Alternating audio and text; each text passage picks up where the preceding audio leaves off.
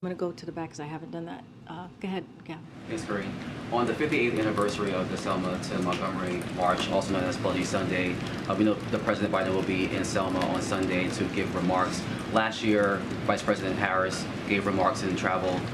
Why was it important for the President to go this year? And is there anything you can preview about his speech, whether he'll talk about voting rights or even an issue that's important to the black community, which is the censoring? And some taxpayers will get a check mailed to them instead. The refund is separate from any money Indiana residents may have received after filing their individual state income tax return. Folks, it is finally happening. President Biden is ready for more stimulus checks to be sent out, and I definitely agree that he could do a better job in helping out the American people with more stimulus payments.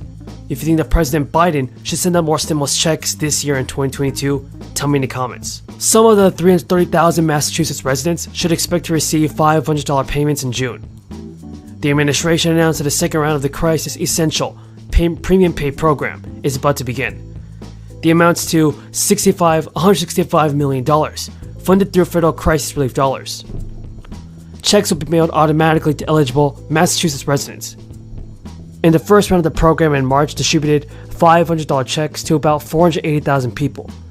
Officials said that people who received those payments are not eligible for this latest stimulus funding. Also not eligible are those who received unemployment benefits in 2021 or a crisis relief linked payment from the Massachusetts state government as their employer. The Baker administration will gauge eligibility for the programs second based on 2021 tax returns. The criteria encompasses individuals who earned at least $13,500. And according to state officials, that equates to a maximum income threshold for a single filer of $38,000. The maximum threshold is $52,000 for a household of two. Now, the program's website states that payments are not subject to state income tax, but they may be to federal income tax. There are also about 300,000 lower and middle income families in Connecticut, stated to receive $250 per child tax rebate this summer. The rebates are part of the $663 million in tax relief, included in a state budget that the governor recently signed into law and is touting as part of his re-election campaign. The governor said during a press conference, "I'm going to do everything I can to make Connecticut the most family-friendly state in the country." Republicans are equating the checks, which are expected to go out in late August, with the income tax rebates that the governor gave out in 1998, which Democrats criticized at the time as election year handouts. In recent years, Democrats led by representatives have tried to establish a new child tax credit in Connecticut, but the effort has so far failed. Connecticut is among nearly 36 states that are seizing on flush budget coffers to provide tax relief to their residents, to ease the burden of record-high inflation. Republicans have said that the relief doesn't go far enough, while Democrats are pointing to federal rules that limit the amount of tax cuts that states, which use the crisis relief money to balance their budgets, can provide.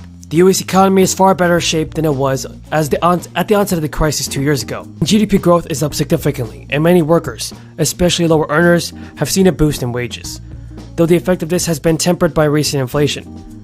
2 years ago, the new crisis and ensuing economic effects created much more uncertainty in the economy, with spiking unemployment and entire sectors of the economy shutting down.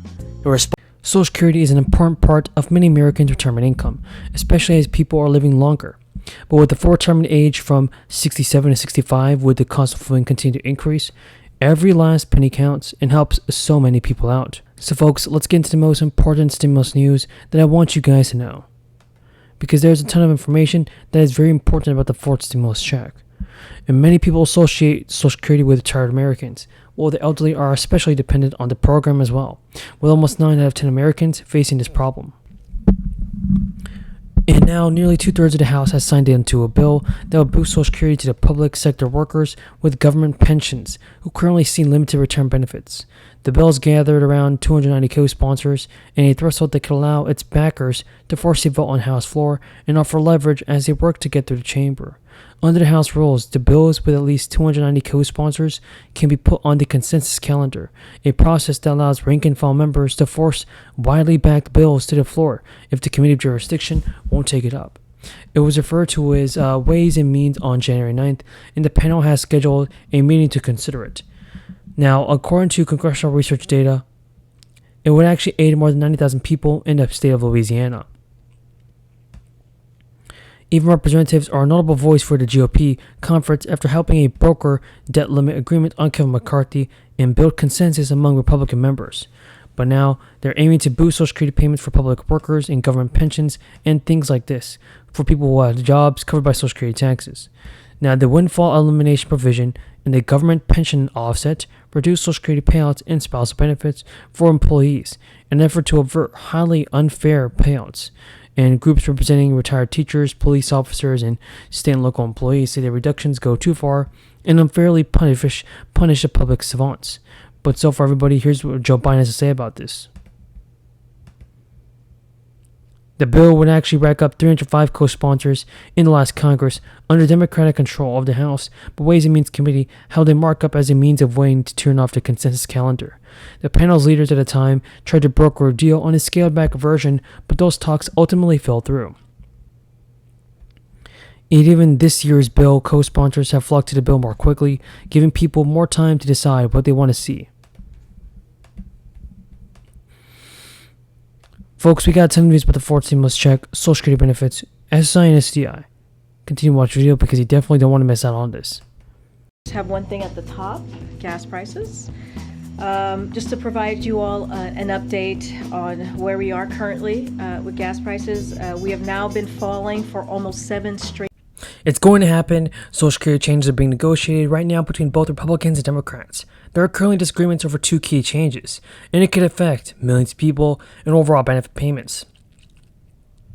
Lawmakers are hashing out plans to shore up Social Security's ailing trust funds into possible changes that will affect the benefits that Americans receive. Broadly, that comes down to 2 key changes: raising the retirement age and increasing the amount of annual wages subject to the Social Security payroll tax. That can mean requiring Americans to wait until they are 70 to collect their full retirement benefits. And current rules have set the full retirement age at 66 to 67, depending on the date of birth. It could also mean requiring high income Americans to pay more on Social Security payroll tax. And currently, that tax only applies to wages of up to $160,000. To be sure, other changes might be on the table. Senator King and Senator Cassidy are reportedly leading a bipartisan coalition to propose changes, including raising the retirement age to 70 years old. And their plan also reportedly calls for the creation of a sovereign wealth fund that could invest in Social Security trust funds and stocks. If the returns on those funds fell short, well, it could cause more wages to be subject to payroll taxes, as well as higher rates on those levies. Spokesman of the Cassidy and King declined to provide further details. Meanwhile, Elizabeth Warren and Bernie Sanders reintroduced a bill that calls for reapplying Social Security payroll tax on wages for people making over $250,000. It would also require wealthy individuals to pay a 12% tax on businesses and investment income. The plan would add $2,400 a year to benefits.